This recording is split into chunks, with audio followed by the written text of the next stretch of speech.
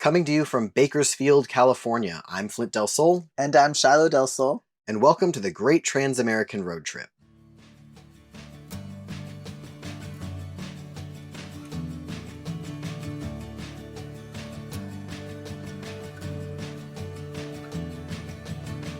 Tune in and break away. Forget our fear of what comes after. We are trans husbands who decided to leave our roots behind to become permanent nomads, traveling the country in search of community, safety, and belonging. In this podcast, we'll regale you with tales from the road, offer insight gleaned from our experiences, and occasionally chat with the friends we make along the way. Today we're talking about home.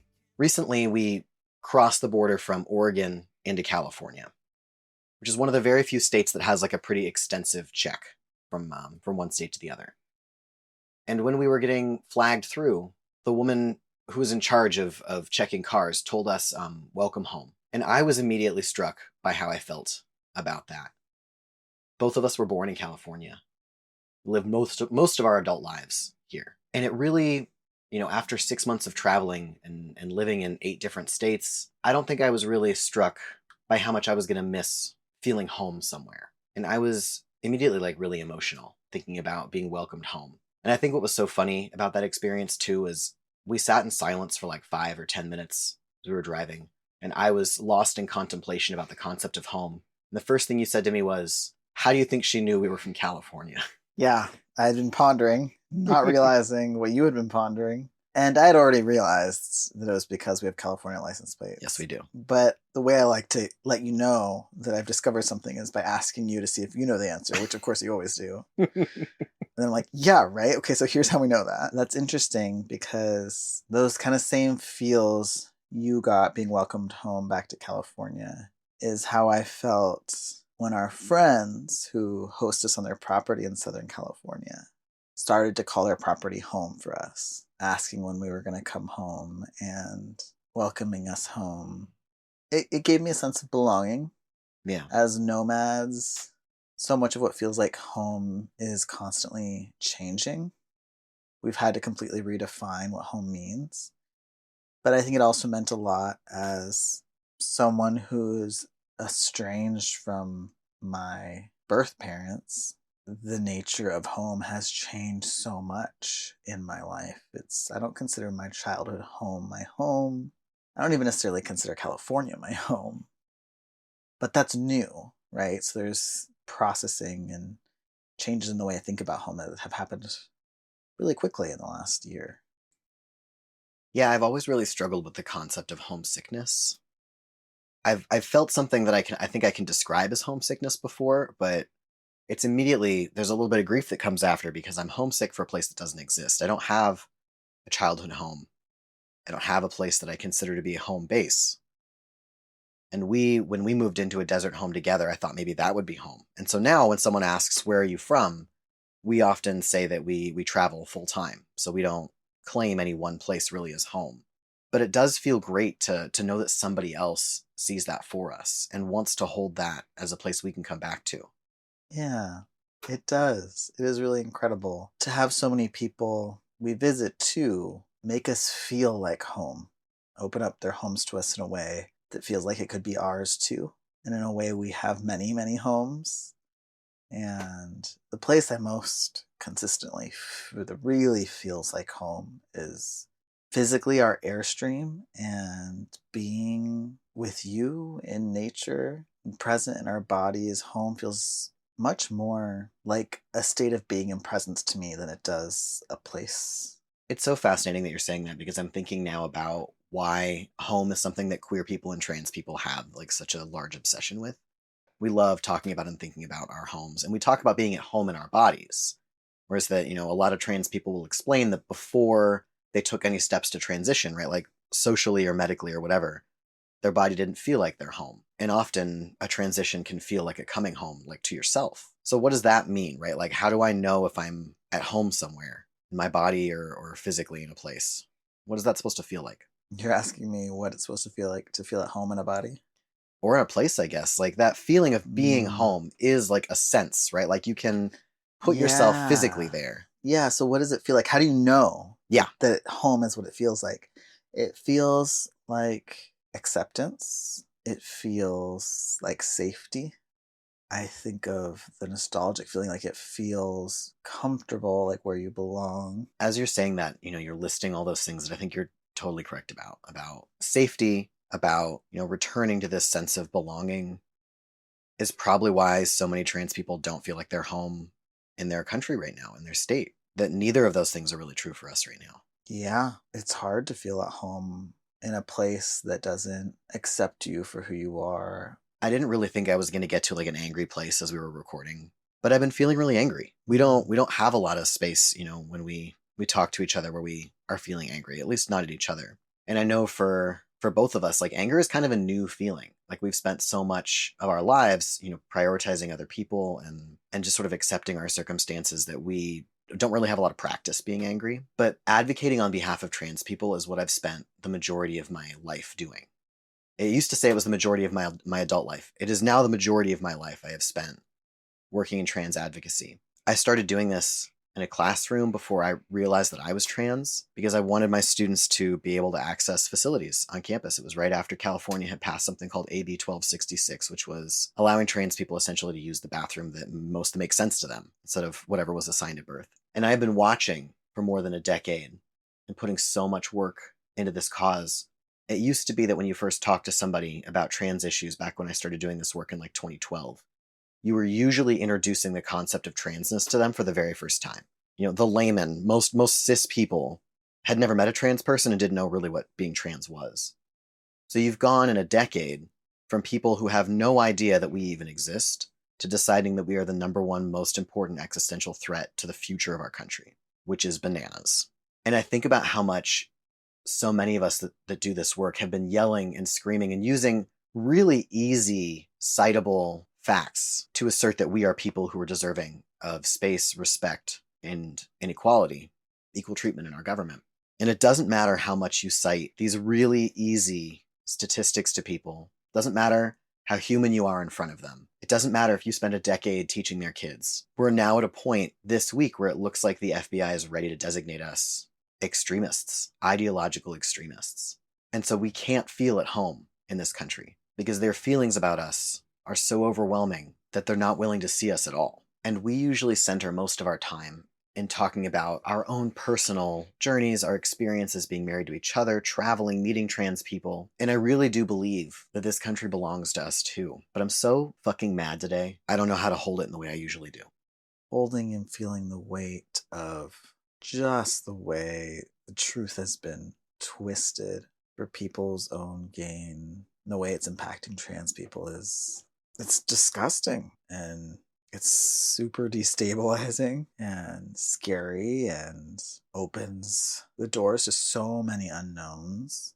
And it's so outside of our control. I think that's where the anger comes in, right? Like the two of us are problem solvers. We have been joking recently that we couldn't remember a time in which we weren't actively trying to solve something. Like there's always some problem we're working through, right? Like we're actionable people. We like to have an understanding about what we have control over, right? And what we don't, and doing the things that we can when we can. We're not passive as a general rule. And when you come up against something where it doesn't matter how good you are at arguing, it doesn't matter how many people believe you, it doesn't matter, like there's nothing you can do because there are wheels that are turning, there are motions that are forwarding that you don't get to intervene in. There's no track to switch to. Yeah, we have been working so hard on accessing our agency, and to have it be systematically stripped away is also so triggering because it feels like something we've just found in so many ways, that there's been trauma after trauma that's stripped us of our agency. And I think about how, the United States as a home is quickly being taken away from us, which we saw coming, right? That's why we live on the road. But it's compounding on top of how a school you once called home was taken from you. And your dad's house never really felt like home, probably. Yeah. But I think about how when something's taken from us, it is so fucking angering and sad and anxiety inducing. But I think it's partly because it's just another layer on top of layers of homes that have been taken. Yeah, it feels almost, like if you and I were both beach babies, but we grew up near the ocean. When you're playing in the waves as a kid and you kind of get knocked down and you try to get back up, but you're just a little kid. And so you get knocked down again. And so you keep trying to take a breath and you're getting pushed down wave by wave by wave and you can't find your footing underneath you. This used to happen to me a lot, actually. I used to scuba dive. When you come out of the water, you're exhausted, right? You've been underwater for however long, you're exerting way more energy than you think. And then by the time you're climbing back up onto the beach, you are completely waterlogged and your equipment is really heavy and you're tired. And so you get knocked to your knees, you're done, right? You're going to continue to get pushed down and pushed down. And it gets harder to feel resilient in losing homes over and over and over and over again. This was something I was just getting through when we were living in the desert. Just starting to believe that we were somewhere stable and it had to change again. It's one of the reasons we call, right, our overarching publication is called the Pivot Club. It's called the Pivot Club for a lot of reasons, but one of them is that we have had to take sharp right turns just over and over and over again. And I think a lot of trans people can relate to that, where you figure one thing out and then the next thing tries to push you down before you have a chance to fully recover that first time. Yeah.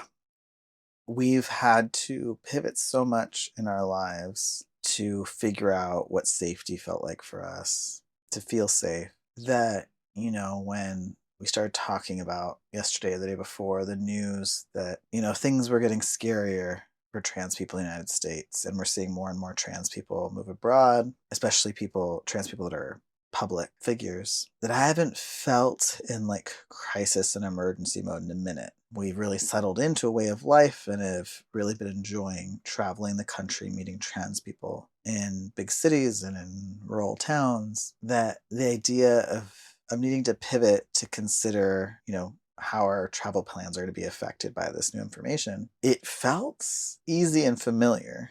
Like the change itself felt like home? Like needing to go into crisis mode.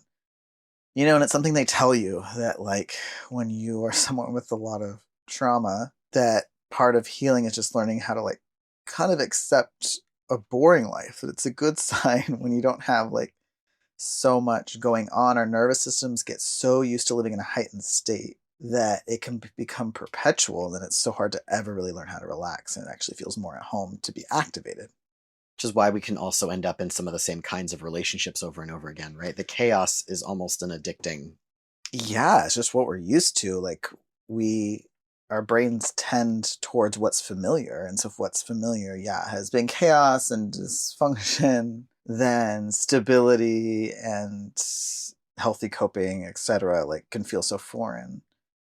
So it's so weird. I'm like, oh, well, I know how to do this. I know how to uproot our whole lives and go somewhere where it feels safer. I know how to completely change plans and rebudget, reprioritize to start over again. What's actually been really uncomfortable for me is learning how to be stable and slow and consistent and deliberative. And I had been starting to create a home in that feeling of creating a way of life that works for my brain and my needs, right? And it was kind of shocking, oh my gosh, I could feel the shift in my energy, almost the excitement of having to start over new. Because anxious energy has fueled me forever, right? So many ADHDers and people that chronically self-abandon, often the way they get shit done is by working off of the anxious energy of something almost being due or being past due, right? Of having to do something for someone else. There's a lot that goes into that. It's complicated. But I was able to tell the difference. And I was like, no, I am creating a home and what it means to slow down and take my time and not overwork and reconnect with myself and unpack and unlearn harmful ways of thinking about myself. And I still think that's possible for us. But I think it's also why it's been so important for me to understand that home, even before it was this trailer, it was something that existed in the fabric of our relationship. We started calling our relationship home, each other our homes, when we got married, even before that. That's true, right? Like that we talk about that societally all the time, like the idea of a person being home or right, a family being home more than any particular place. And it becomes necessary in a time that is so, mercurial, I guess, to start thinking about home as a broader concept. Because right now, even if people are staying inside of the United States, you might have a state that doesn't feel safe living in anymore. Even if you have a community that you enjoy, right? Like we have a trans woman friend who spent the majority of her life in Texas, which doesn't feel right off the bat like the best place to be a trans woman right now. But she had a really tight, close-knit family there.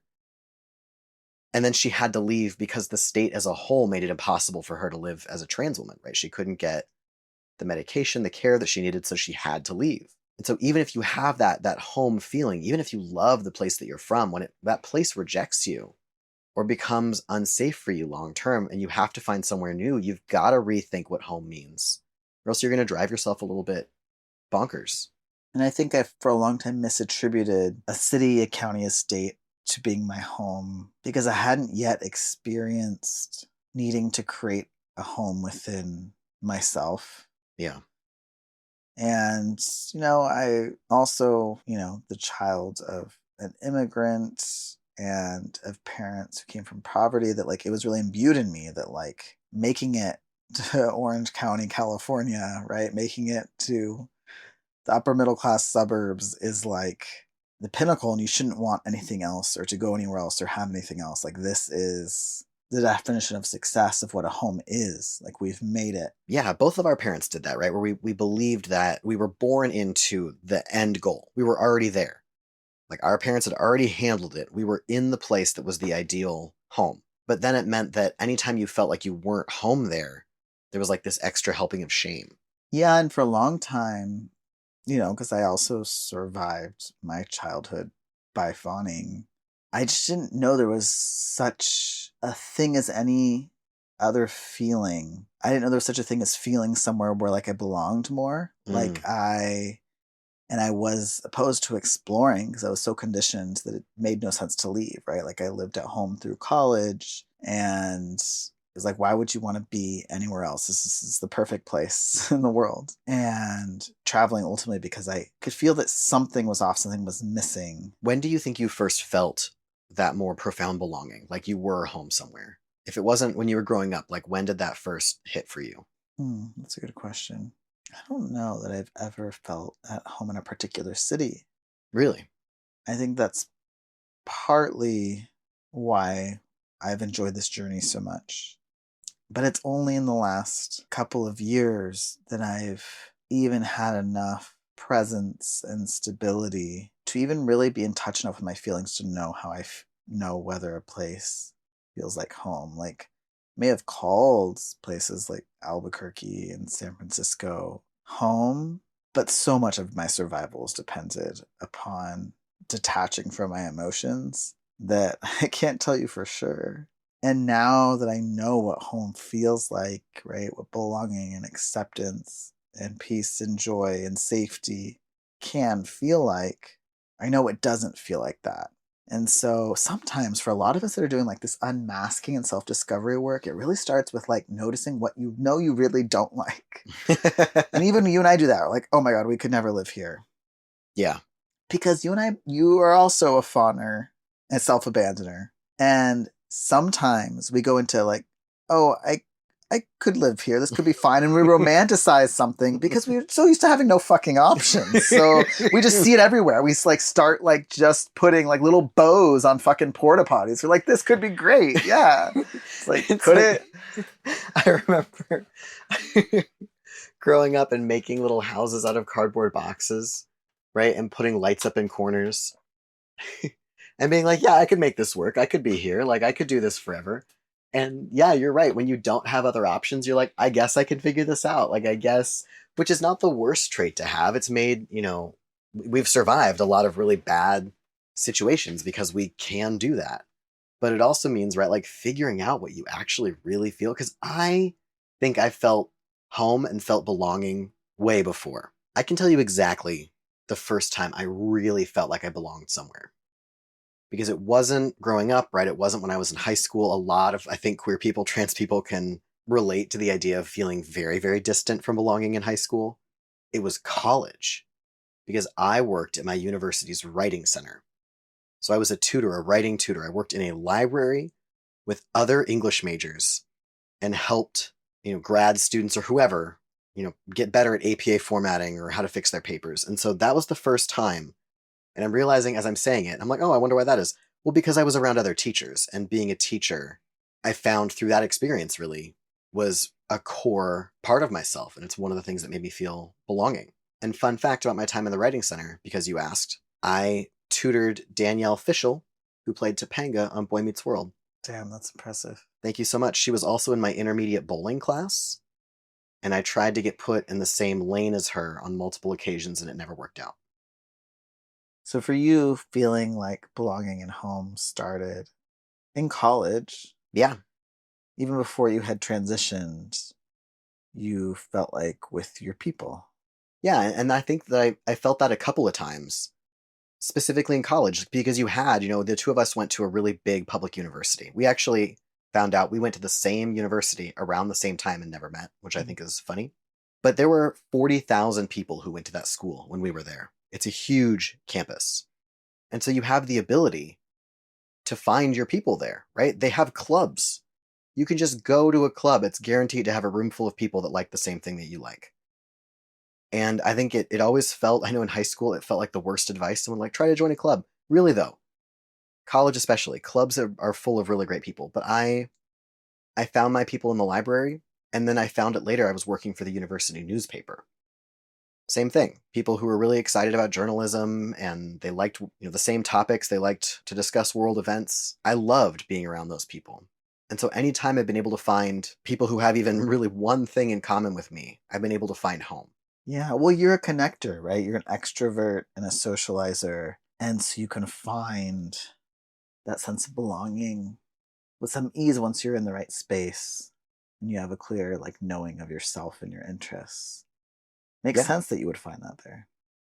Yeah, and I think that we've said this before when we think about the skills to make this kind of life work. What's one of the most important skills for survival? It's the ability to make friends, really. Having these big, long nets of connection across this entire country have been, hugely helpful for us as we're trying to figure out what we're going to do next. It feels safe, and it feels like you're in this community when you can count on more than at least a couple of people. Yeah, and it really has been connecting with others that's finally made me feel like home. Yeah. And that's something I struggled with for so long. Those of us that are introverted or socially anxious, autistic, the whole plethora of things, anxious avoidant attachment, right? Disorganized attachment from early childhood experiences that are traumatic, can really struggle with isolating and connecting with others in a way that feels authentic. And I masked for so long, right? Being other people. And I didn't understand myself that it was hard to feel at home with people. And that's something that now that I have access to can never be taken away. It can't be taken, and people like us that we connect deeply with will always exist, and we'll always have a way of finding them. That's not something that can be taken from us. This makes me think so much of the place we just left. So we were staying for about 2 weeks in Humboldt, California, which, if you're not familiar, is a county up in the coast of California at the very, very tippy top. So before you're in Oregon, you're in Humboldt-ish, right? So this is a pretty big region, but it's all centered around this university. And we got in with a group of queers there, this really great, large community. And I know that in this region, and in a lot of regions we've been in, the center for queer socializing is the bonfire. I know that's true for a lot of people, but I love a queer bonfire so much. And I think what's so fun is that so many of us are also neurodivergent. And the way that we first interact with each other is by info dumping about our special interest. And we had met this trans autistic guy who came by, he just a drive-by at the bonfire before he was going to karaoke night, who the second he had told us his name, followed it up with basically the entire plot for Lion King 2 from memory after having not seen it since he himself was a child, and knew every lion's name in the entire... We were just completely entranced with this guy and his story about Lion King too. And so I don't think that neurotypical cisgender socializing is all like that. I wouldn't know. It's been a while since I've done it, but it's magical and it's my favorite thing about meeting trans people. Oh, we love it so much. And that's why we feel at home with neuroqueer folks, because there is an intimacy that is accelerated by seeing each other and then just releasing our authenticity and skipping the small talk. It's incredible, right? And we see it and we name it and we're like, okay, I see you, know you, and we know how to create space for it. Like as soon as we're like, oh, you're autistic, we're autistic, I want to hear so much more about your special interest. And also it turns out all autistics from the 90s are obsessed with Lion King. Maybe just a little bit. Yeah, I don't want to like theorize as to why that is, because I don't want to speak for the entire trans community, but it's probably because Kovu, the lion in Lion King 2, is pretty hot for a lion. I can see that you agree with me. And I think this is what you're saying, and you can correct me if I'm wrong. Because we have essentially like this shortcut to a more intimate, deeper knowledge of another person, right? When you meet somebody who is also trans and you're trans, you know so much about each other already. And there can be this really great shortcut into a deep, deep friendship that you can skip a lot of the early stuff and you get straight into knowing something really deep about someone, right? Like I recently, that same group, we took a canoe out onto a lake, which we did fall into. Not a lake, I'm sorry, a bay. We did fall into the bay in our canoe. But after having spent a really delightful afternoon with a bunch of other trans people, the first thing I got to learn about somebody after I learned their name, we were wading in the water. So many deep and beautiful things about this person and about their family and about their history, because there's like a trust that already lived there. There was something that we already knew about each other that told us so much about what they were experiencing, what they were feeling. We were able to trust each other right away. At least that's how it felt, right? I don't want to project that onto other people. Yeah, and that interaction, that getting to know someone quickly and deeply is also possible because we're willing to be vulnerable and we've done a lot of work to make it feel safe enough to connect with other people. Humboldt is definitely one of the places that I now consider home, even after only spending a little over 2 weeks there, because of the people. Because it is filled with more transmascs than I've ever seen in my life. And, we got quickly introduced to groups that it felt safe. It felt like we could see ourselves there. We were around people that prioritize self-expression and nature and art and their own well-being. And I knew it felt safe because I had big, ugly feels there. Yeah. And I get stopped up in my emotions, as a lot of us do. And it was the first time in a while I felt safe enough to let them out. We've been traveling through Wyoming, Idaho, Utah, and, RV parks are pretty packed. And so it's hard to feel completely private, and we knew we needed to do some processing, and whenever we can, we take the opportunity to be in a pool of water. So when we found out about this Finnish spa in Humboldt, we decided to go. Yeah, the one they rent hot tubs, essentially, like wooden hot tubs by the hour, and you can pile as many trans people into those hot tubs as you actually. It's 6, I think. 6 people is how many we had in one of those hot tubs. Yeah, it's clothing optional. I think you're actually probably not supposed to wear clothes. I have no idea, but trans people are always naked because, be free. I don't know. We've somehow now on this great trans-American road trip ended up in 2 pools of water full of naked trans people. That has happened twice, hasn't it? Yeah, because it's just when you find a safe space to be naked as a trans person, it's like, fucking do it, right? Yeah, absolutely. So yeah, we were in this hot tub. There were 5 of us.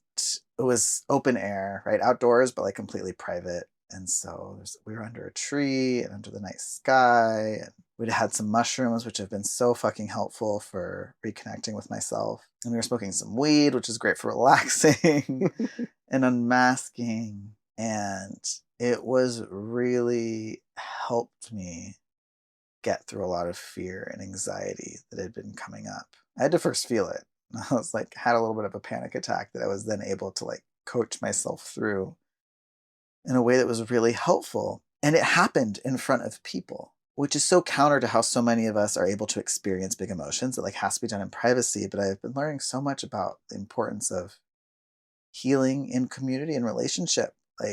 When you have big feelings and other people hold it and don't problem solve it or make it bad. It's so healing. You know, relational wounds need to be healed in relationship, right? Wounds that were caused by the ways we were raised by our parents or bullied by our peers or abused by partners. As much as it feels unsafe to heal them with other people, the way they heal is with others. And so I could tell it was a safe enough group. And well, none of this am I thinking logically. Like, hey, Shiloh, it's safe enough. We should cry now, finally, after a long time. It's not how it happens. But like I'm sending messages to my nervous system that it's safe, right? And I had been building up to it for a while. And so it's just interesting that like places where I can cry, where I feel like I can overshare and fully be myself, are places that feel like home to me. And we've felt that in Ashland and Bellingham. Where else have we felt that so far on this journey? I was going to say we felt it in New Mexico. Yeah. We felt it in Taos. Yeah. We felt it with people in Vegas. Yeah. We felt it with a few people in Salt Lake City. Mm-hmm. I felt it in the middle of Yellowstone when we were waking up at sunrise to drive out and watch as the bison all woke and started their day. I felt it there too. Ultimately, home is something we create. Yeah. And we've learned how to create it, how to create safety, how to create community. And we'll keep creating it no matter where we go. And because home to us needs to feel safe, it's also why we often choose to leave, because we're not willing to stay in a place that makes us feel so unsafe that we can't fully be ourselves. That's true. And right now we've talked about the thing that makes us feel safe is movement. Mm-hmm. And I want to keep doing this, right? Like I keep thinking about how we've been on red line watch. We talk about our red line as when we know we can't be somewhere anymore. So when there's a piece of legislation, right, or a decision that's made at a federal level that our red line can change, but we have some consistent ones. I keep thinking about how much left there is of this country that we haven't been to yet. We've covered, I don't know, like a fifth of what we want. Like there are huge communities that we want to go visit still. I don't like the thought that somebody else might be able to make that decision for us, that we keep having it shrunk. And as much as, right, I can make a home for myself in me, right, I can continue to find new groups of people that I feel comfortable with. At some point, I don't want to do what we used to do, right? Which is where we would just look around in our cardboard box and say, yep, I can make this work. Like I want to feel that. I want to feel in control, right? But I also want to feel like I'm giving the anger the space it deserves. Yeah. What does that look like to give anger the space it deserves? My first thought is I really want to go to batting cages or to Oh my smash. gosh, that's honestly just the visual. Because I had a friend coach me recently through needing to get some anger out. And anger is something that lives in the body, so the more it can be embodied, the better. And so I've been getting urges to go to batting cages. They've shared with you. Even though we haven't gone yet, I have been multiple times a day just picturing myself like whacking the shit out of some softballs. And I just like picture it. I can like feel it. I can feel like the follow through and the release. And like I usually, as I'm visualizing this, like am also screaming like something, right? Like fuck you to something that I'm upset at. And even that alone has been like helpful because it helps us put blame where blame belongs instead of on ourselves. Yeah. Naming something allows us to work through it, but it's not enough. We are going to go as soon as we're settled. We're in transition right now. Yeah. In our next place to some freaking batting cages and whack the shit out of some balls. So what are your like angry statements? Now we probably won't be able to actually screen them at these batting cages. But like what will you be screaming in your head while you're whacking some softballs at batting cages? I do love the idea of us going and actually yelling our anger affirmations into the sky at these like crowded Little League baseball. We would get kicked out for sure. Probably, yeah. Okay, so the things that I'm going to say at the batting cages to the universe that I'm upset at. Yeah. Well, oh man, This is not a great time for free speech to be under attack in America. Okay, well, you know what? I'm gonna let you tell them to me after this Okay, episode. thank you. That's good. But I do think all of our listeners should also do this exercise. That's okay. So that's yes. I think we should be like, it's like an episode of Dora, right? Where she goes, "Where's the map?" And she looks around and there's like this little blank space for children, right, to point at their screen and say, "Right there, Dora." She goes, "Wow, thanks." Right? All right. It's a pause for listeners at home. Yeah. So we're gonna do it right now. We're gonna do, "Hey, listener, what are you angry at today?" Oh, all right. Okay, good. Thank you for verbalizing that. Good. It's like having a ChatGPT therapist. Oh, God. Should we wrap up? Is that what should happen right now? All right. To the people out there who feel like they don't have any choices and don't have anywhere they can be, we see you. We love you. And we want to come visit. Thank you for joining us today. If you want to support our work, the easiest way is to become a paid subscriber on Substack, or else donate to us directly at delsoulimpact.com. You can follow along with us on our journey on Instagram and TikTok at justflintisfine. And remember, when we feel like we can't be anywhere, we're still everywhere. Finally see what we've always known so long.